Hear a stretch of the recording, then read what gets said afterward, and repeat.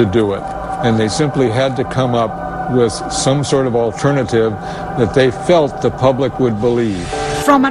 Partindo de um ponto de vista analítico, as anomalias fotográficas têm que se compreender baseando-se em iluminação e sombra. O mais singular de tudo é quando os objetos são iluminados apenas pela luz do Sol, como deveria ter sido na Lua. Depois de tudo isso, as equipes de iluminação no solo eram pouco práticas. Então todas as sombras, as margens das cenas deveriam ser paralelas entre si e jamais estariam cruzadas, como mostra esse exemplo. Nestas fotografias pouco conhecidas obtidas de uma base de dados auxiliar da NASA, fica bem claro que as cenas foram iluminadas por luz artificial. Estas sombras que apontam em diferentes ângulos são evidências de que se utilizava uma segunda fonte de luz. Além disso, o Sol jamais causaria uma silhueta de brilho como essa no círculo. Somente uma luz artificial atrás do objeto da sombra poderia causá-la. Outra vez, sombras que se cruzam e outra zona de brilho atrás da silhueta. E mais uma vez. E outra vez. É simplesmente inconcebível que essa foto se houvera sido tirada com a luz do Sol na Lua. Aqui as sombras se mostram escuras como piche.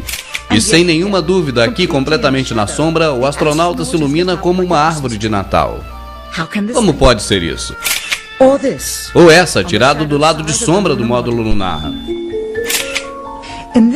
Nesta ampliação de uma foto da Apollo, uma pedra, provavelmente feita de papel cartão, pela dobradura aqui mostrada, está caracterizada pela letra C.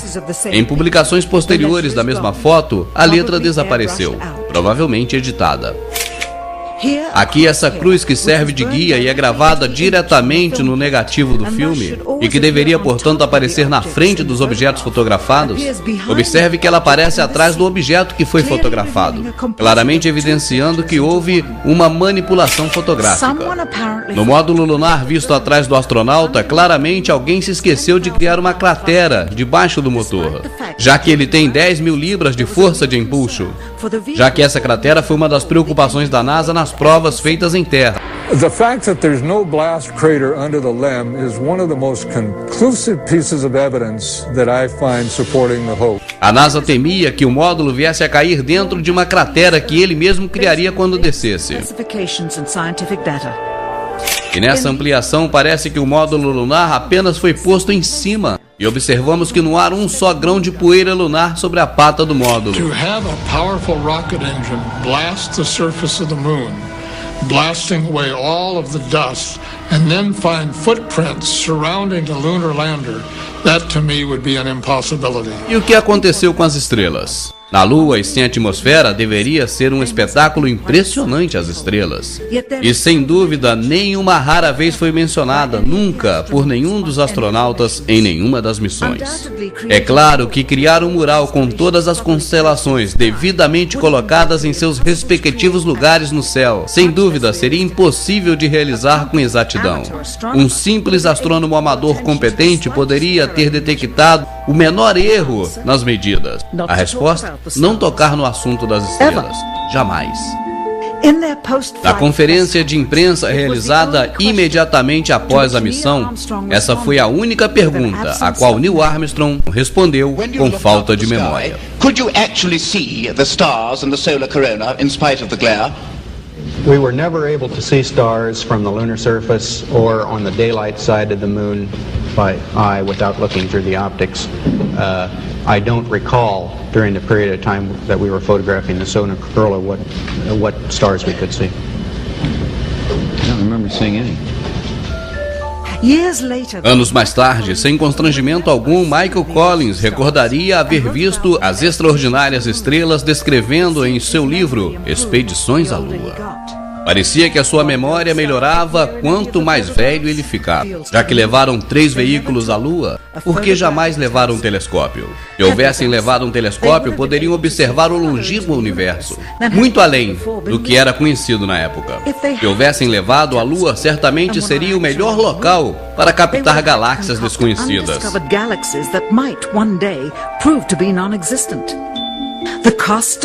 O custo dos 3 veículos lunares em dinheiro do século XXI, cerca de 60 milhões de dólares a unidade, mesmo tendo menos componentes que um Jeep. Onde ia todo esse dinheiro? E logo temos a bandeira balançada pelo vento. E vento, se na Lua não tem atmosfera? Só podemos então crer que todas as missões, na verdade, foram encenações de estúdio, feito assim por medo de uma possível espionagem aérea por satélite de uma nação inimiga. As mochilas, desenhadas especialmente para um cesto da gravidade da Lua, deviam ser despojadas de um sistema de refrigeração para permitir o movimento sem cair-se como peso. Com as luzes do estúdio tão próximas e oferecendo muito calor, criaria um acalorado astronauta por dentro. Talvez a necessidade de contar com ar-condicionado no estúdio seguramente foi o responsável pelo balançar da bandeira. Aqui o editor de imagem fixa a bandeira quando o efeito começa a ser perceptível. E aqui não se deram conta. Esse clipe, obtido há décadas atrás, nunca foi transmitido, devido ao inevitável progresso nas experiências e na supervisão. Mostrar um cesto da gravidade, com o trotar flutuante dos movimentos dos astronautas, se conseguiria com relativa simplicidade. A câmera lenta. Você está vendo as imagens como já vimos há mais de 30 anos. A veremos agora com o dobro da velocidade. E se mostra claramente que está na gravidade terrestre. E não se distanciam do solo mais do que deveria, estando na Terra. E fica claro nessa rara visão de um filme de televisão em color que a tripulação da Apollo 11 levava uma câmera a cor de alta definição na sua missão. E sem dúvida as imagens transmitidas desde o solo da Lua foram estas, de uma câmera de baixa resolução e branco e preto. De fato, as televisões quiseram assim, porque além disso, foram forçadas a tomar as imagens de segunda mão. Filmaram diretamente da tela de projeção de uma TV de 30 anos atrás. Não poderiam fazer uma transmissão direta por cabo, e essa atitude diminuiu a claridade e a qualidade das imagens. E sabe, isso era exatamente o que o governo federal e a NASA tinham em mente. Melhor para eles seria mostrar algo sem qualidade e com numerosos cortes do que mostrar demasiados detalhes reveladores de um cenário falso. Mostramos apenas algumas das fortes evidências das inúmeras falhas que apresentam aquilo que a NASA tentou passar para a gente, e não mostramos nem 10% do que existe. Mostramos apenas algumas para que você possa ter uma noção. Na verdade, aquele show de televisão, isso os Estados Unidos sabem fazer muito bem, não é? Aquele show de televisão transmitido para o mundo todo, o homem na Lua, deixou muitos furos e deixou muito a desejar. E assim nós tivemos então essas imagens, que não são imagens fabricadas, são imagens da própria NASA, onde você conferiu realmente que deixaram muitos furos. Virgil Gus Grissom foi selecionado como um dos 7 primeiros astronautas, um pai de família e veterano de uma série de voos espaciais. Ele era um herói nacional e seria o primeiro homem a andar na Lua. Mas Grissom era também um crítico declarado do programa espacial. E algumas vezes foi pego dizendo: alguém vai ser morto. Infelizmente, os piores medos de Grissom logo se realizariam. Em 27 de janeiro de 1967, 2 anos antes do primeiro pouso lunar, Grissom e sua equipe entraram na cápsula da Apollo 1 para uma simulação integral. Os problemas começaram quase que imediatamente. Primeiro, o sistema de comunicação falhou. I can't reach it, Ted. You want to try the phone? How do I get the moon? We can't talk between 3 buildings.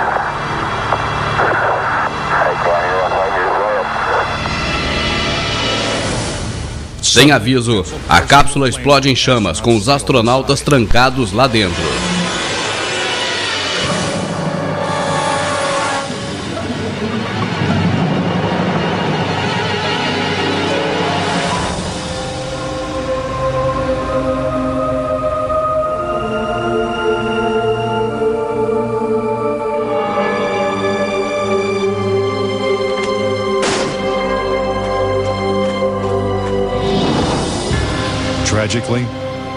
Tragicamente, Gus Grissom e White Roger Chaffee perdem suas vidas antes de deixar a plataforma de decolagem.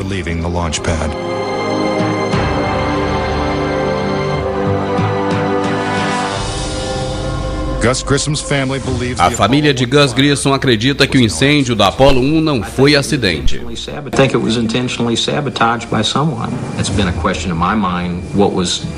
Found in the accident investigation and how was that handled? Was the CIA involved or whoever? But it was done intentionally. A família de Grissom não sabe quem foi responsável pela sua morte e o que realmente aconteceu, mas eles dizem que a NASA sabe a verdade.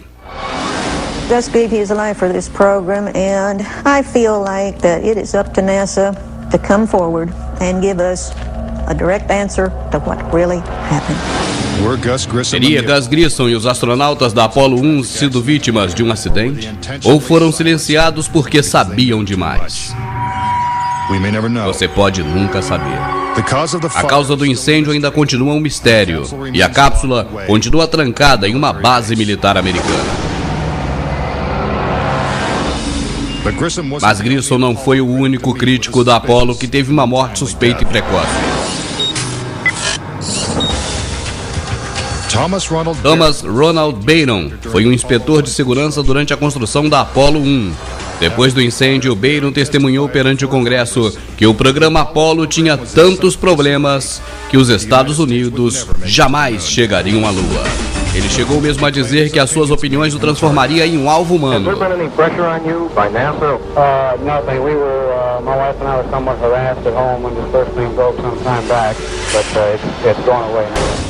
Como parte do depoimento, Byron enviou um relatório de 500 páginas detalhando as suas descobertas.